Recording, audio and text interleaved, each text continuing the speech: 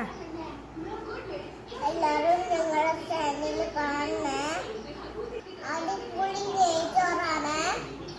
എല്ലാവരും ഉണ്ടാക്കി നോക്കണേ. നല്ല സൂപ്പർ ഗീ റൈസ് ഉണ്ടാക്കാൻ പോവാണ് കേട്ടോ ഞങ്ങൾ. ഇതേ ഞാനിവിടെ 3 ഗ്ലാസ് കൈമ റൈസാണ് എടുത്തത്. അത് നന്നായിട്ട് കഴുകി വൃത്തിയാക്കിയിട്ട് നമ്മൾ അതൊന്ന് വെള്ളം പോകാനായിട്ട് മാറ്റി വയ്ക്കുക കേട്ടോ.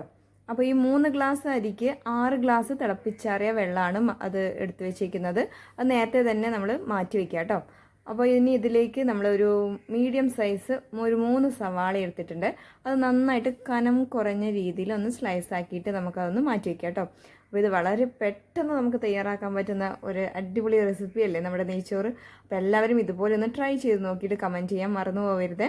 ഇനി നമ്മൾ ചട്ടി ചൂടാവാനായിട്ട് അടുപ്പത്ത് വെച്ചിട്ടുണ്ട്. ഇനി ഇതിലേക്ക് നമുക്ക് ആവശ്യത്തിന് നെയ്യ് ഒഴിച്ചു കൊടുക്കാവേ. ഇനി ഇതിലേക്ക് നമുക്ക് അണ്ടിപ്പരിപ്പും നെയ്യും ഒക്കെ ഒന്ന് വറുത്ത് കോരിയിട്ട് അതൊന്ന് മാറ്റി വയ്ക്കുക കേട്ടോ. ഇനി അതിലേക്ക് നമ്മുടെ സവാള നേരിയതായിട്ട് അരിഞ്ഞത് അതും കൂടി ഇട്ടിട്ട് ഒന്ന് ബ്രൗൺ കളറാവുന്നത് വരെ ഒന്ന് വഴറ്റിയിട്ട് അതും കൂടെ നമുക്ക് പെട്ടെന്ന് മാറ്റി വയ്ക്കാം.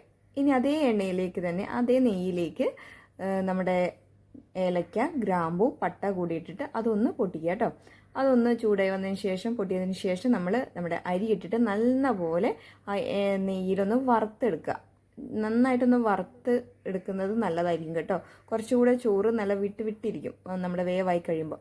ഇതിലേക്ക് നമ്മുടെ 6 ഗ്ലാസ് വെള്ളം ഒഴിച്ചിട്ടുണ്ട്. അതിലേക്ക് ഉപ്പും നമ്മുടെ ചെറുനാരങ്ങ നീരും കൂടി ഒഴിച്ചിട്ട് നമ്മൾ വേവിക്കാൻ വെച്ചിട്ടുണ്ട്. കുറച്ച് സമയത്തിനുള്ളിലേക്ക് ഇതിൻ്റെ വെള്ളമൊക്കെ കുറച്ച് വറ്റി വന്നിട്ടുണ്ട്. പക്ഷേ ചോറ് വേവായിട്ടുണ്ടാവില്ല.